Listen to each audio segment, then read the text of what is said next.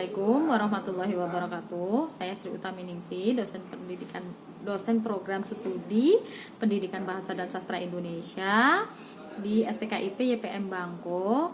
Saya sudah mengajar di STKIP YPM Bangko itu selama 12 tahun. Nah, kemudian saat ini saya sedang mengampu mata kuliah Bahasa Indonesia di program studi Pendidikan Bahasa Inggris. Nah, di sini saya akan menyampaikan berkaitan dengan mata kuliah Bahasa Indonesia itu sendiri, deskripsinya seperti apa, kemudian juga kemampuan yang diharapkan untuk mahasiswa itu yang seperti apa, kemudian juga metode pembelajarannya itu bagaimana, materinya apa saja. Nah, kemudian juga yang terakhir itu adalah penilaiannya seperti apa.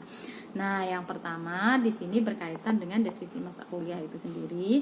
Mata kuliah ini memberikan pemahaman tentang fungsi bahasa itu sendiri, kemudian juga ada Puebi, kemudian juga ada alinea dan pengembangan alinea, kemudian ada namanya teks akademik dan teks non akademik.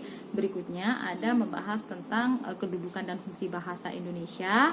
Nah, kemudian ada teks proposal. Teks proposal ini terbagi menjadi dua, proposal kegiatan dan proposal penelitian. Kemudian ada teks ulasan di sini.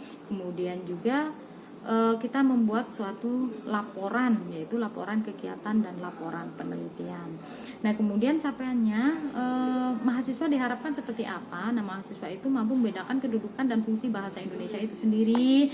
Nah, kemudian juga mahasiswa mampu menunjukkan penggunaan bahasa Indonesia baku dalam bentuk tulisan. Nah, kemudian mampu membedakan antara teks non akademik dan teks akademik, kemudian juga mampu membuat teks ulasan, kemudian mampu membuat laporan, membuat proposal kegiatan dan proposal penelitian, dan membuat laporan dari proposal kegiatan dan proposal penelitian. Nah, itu yang diharapkan dari mahasiswa. Nah, kemudian materinya apa saja sih yang akan dibahas dalam mata kuliah Bahasa Indonesia ini?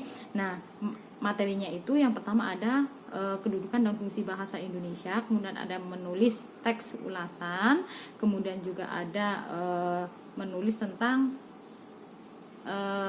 membedakan tentang teks akademik dan teks non akademik. Nah, kemudian juga menulis laporan kegiatan dan laporan penelitian, menulis proposal kegiatan dan proposal penelitian.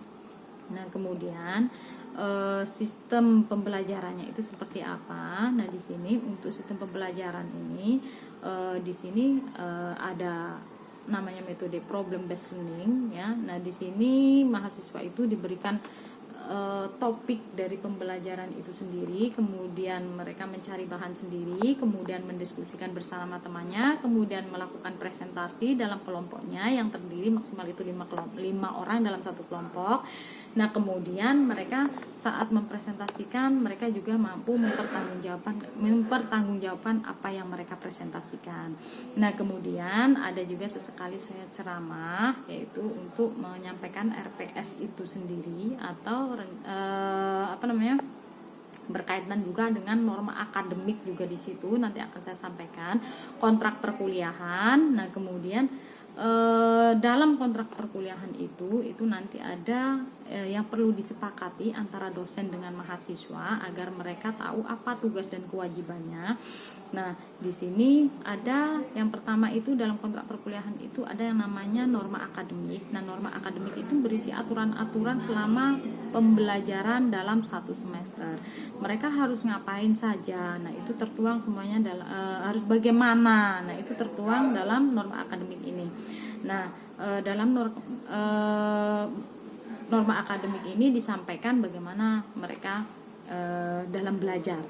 Apakah handphonenya boleh digunakan saat belajar atau tidak? Nanti di sini handphone itu tidak bisa digunakan saat belajar kecuali memang ada waktu tertentu yang membutuhkan mungkin browsing dan lain sebagainya, itu diperbolehkan untuk menggunakan handphone.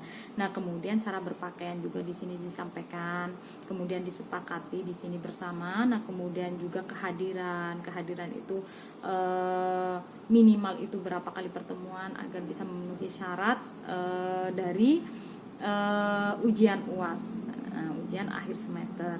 Nah, kemudian di sini juga disampaikan tentang bagaimana cara pengumpulan tugas, kemudian juga kesepakatan kehadiran, itu toleransi keterlambatan, itu disampaikan semuanya di situ.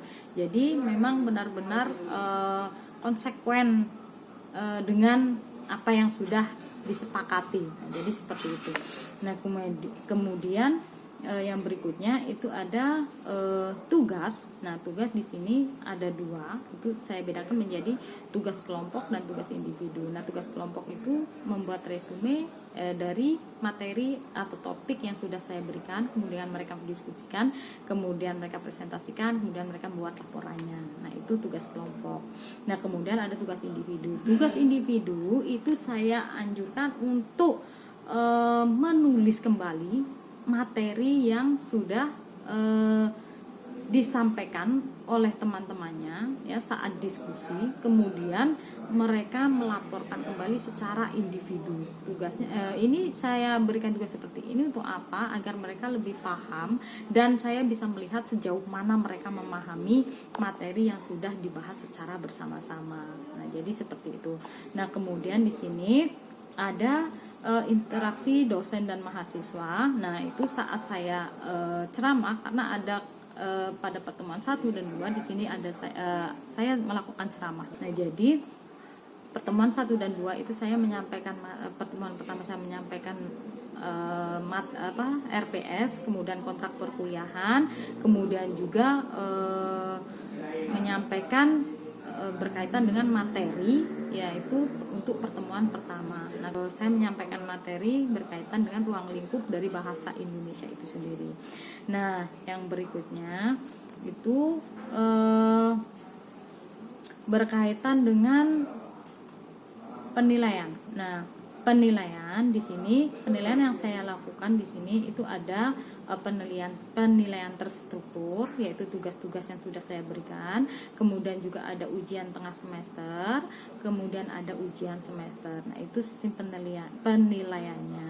Nah, sistem penilaiannya di sini seperti apa, yaitu tugas terstruktur ditambah dengan dengan UTS, ditambah dengan 2 kali nilai UAS dibagi 4. Nah, itu dalam sistem penilaiannya nanti. Nah, kemudian di sini dari angka dituangkan dalam bentuk huruf. Nah, jadi penilaiannya nanti dalam bentuk huruf, yaitu huruf A sampai E. Nah, kemudian A ada A-, kemudian ada B, B+, B-, kemudian ada C, C+, C-, kemudian ada D dan E. Nah, jadi itu sistem penilaiannya. Nah, oke, cukup sekian dari saya. Semoga bermanfaat dan semoga bisa dimengerti. Saya mengucapkan terima kasih. Assalamualaikum warahmatullahi wabarakatuh.